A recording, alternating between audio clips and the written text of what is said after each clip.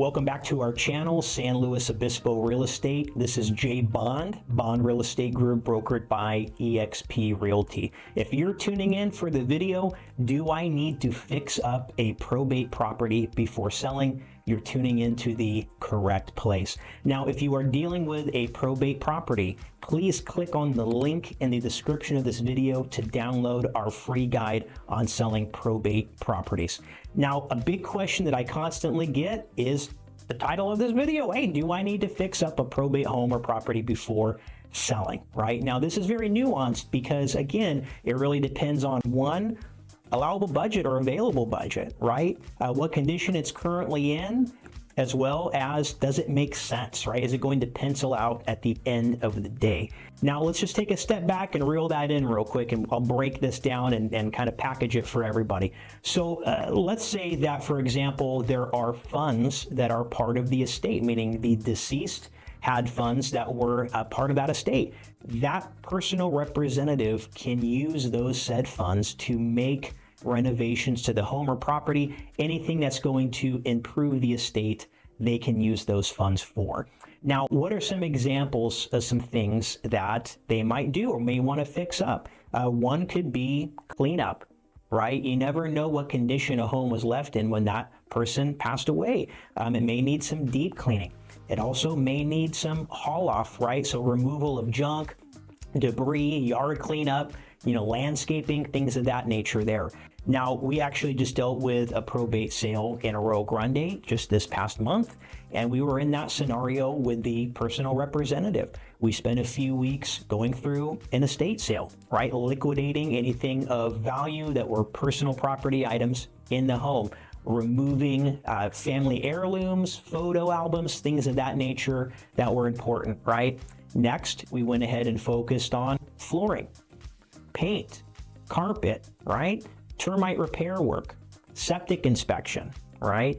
Getting the home ready, providing a transparent disclosure package for any prospective buyers. Now, in this scenario, there were no cash funds available in the estate for the personal representative to pull from. So in this situation, the PR, that is personal representative, used their own personal funds, right, to get the property in better saleable condition, which in fact she would be reimbursed through escrow for that investment, right? So that is the process when you want to make repairs and use your funds or use the estate's funds to improve the estate. The next question that we typically get about probate sale homes is, can we sell as is? Great question. And the answer is absolutely, right? And sometimes it has to be done. Sometimes there are no funds in the estate. Sometimes the personal representative does not have their own personal funds, right, to improve the estate prior to selling. So what does that mean? Well, ultimately, you either price a property taking into consideration, right, some of the issues or defects that may exist there currently, removal, let's say electrical issues, termite, whatever it may be, right? You're going to figure that into the price so you make it movable, saleable, and any prospective buyers know, hey, I'm buying this home and paying a price for it that figures in the poor condition, right? Or figures in maybe any of the repairs that have not been done to this property or need to be completed, right? So definitely something that can take place if necessary. And again, if you have questions or you're dealing with a property going through probate, you're a personal representative yourself now, make sure you're clicking on the link in the description of this video to get our free guide on how to sell probate homes. Now, a third question we get, right? Should I do a complete overhaul? Should we completely remodel this home? Kitchen, bathroom, flooring, granite counters, landscape? I'm going to be honest. No, it's not necessary, right? That is not a necessary thing to do. I do not recommend doing so, right? You just want to get a property cleaned up, habitable condition, right? And as marketable as possible within the budget from the estate or your own personal budget that you have to make those improvements and contributions to the home. Now, why do I say that? Well, because again, we don't need to open a can of worms, as I say, on the remodel or the project. It's just not necessary. It adds a lot more risk from investment and expenses, as well as just adds a lot of unnecessary time throughout the whole process, and not just the prep, but the marketing, the listing, the sale, right? And getting moved on with your life and getting back to normal.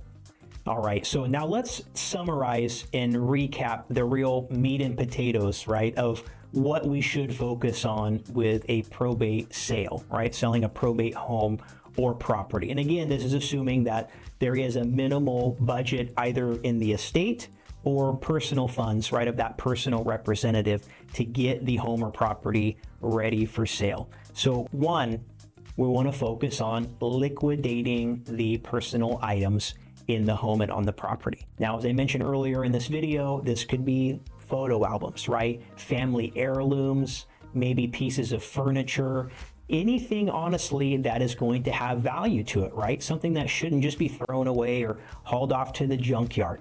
Now, how do we tackle that, right? How do we get that in play? Well, one is you want to interview a few different estate sale companies, right? We feel that is always the best way. Now, could a personal representative go into a home and start putting a bunch of stuff on Facebook Marketplace and Craigslist and anywhere else to sell those items? Absolutely. And they absolutely have the right. And we're not saying don't do that. But we want to couple that, right? A two-pronged approach with being thorough and maybe bringing on a third party that's their wheelhouse, right? That's what they do for a living. They have the channels, they have the network, they have the means and the experience of liquidating those personal items via estate sale.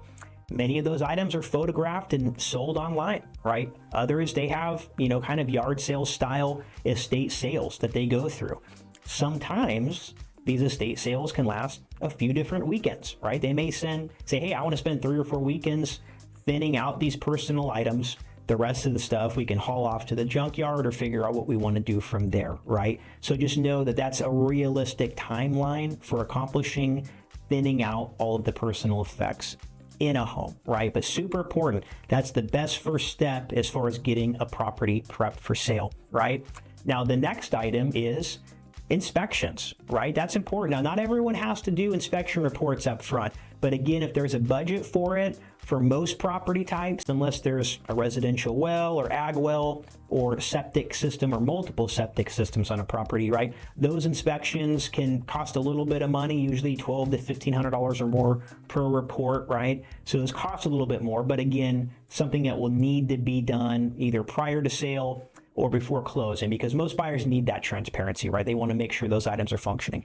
Same with termite report, right? And home inspection. So no, hey, I might spend $1,500 to a few $1,000s, likely less than $5,000 in inspection, right? Depending on how many moving parts are there to inspect with the property. Now, why do we want to do that up front? Well, one, it's easier to sell a property with more transparency, especially with transparency up front. If buyers are coming to look at a property, they've expressed interest, it makes it a lot easier, and it can actually shorten their due diligence timeline, right, in an escrow once you actually accept an offer, if you have those reports up front, meaning, hey, you're preparing this buyer to make the right offer the first time because they're aware of all the skeletons in the closet before you even hit the market, right? Now, again, something you don't have to do, it's within the budget if there's the budget there for it, but we highly recommend that you complete all, important investigations and reports before hitting the market.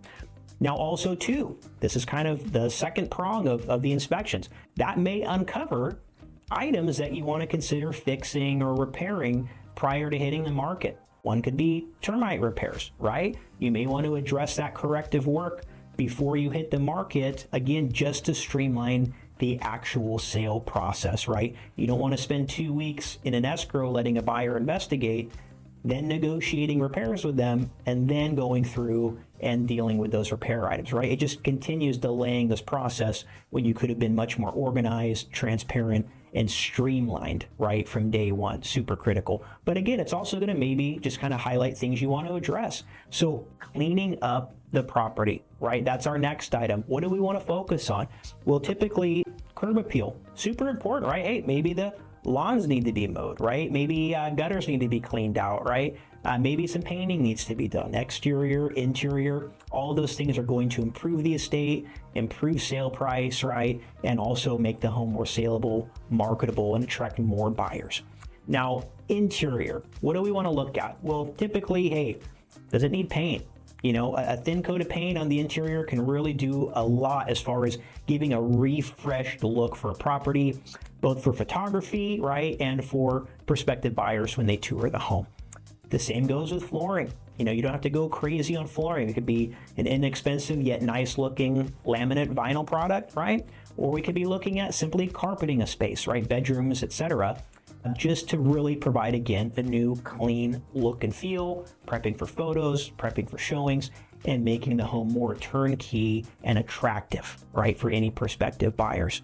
Now, as well as addressing any repair items, right? Health and safety is super important. Now, what do we mean by health and safety items, right? Well, termites is one of them.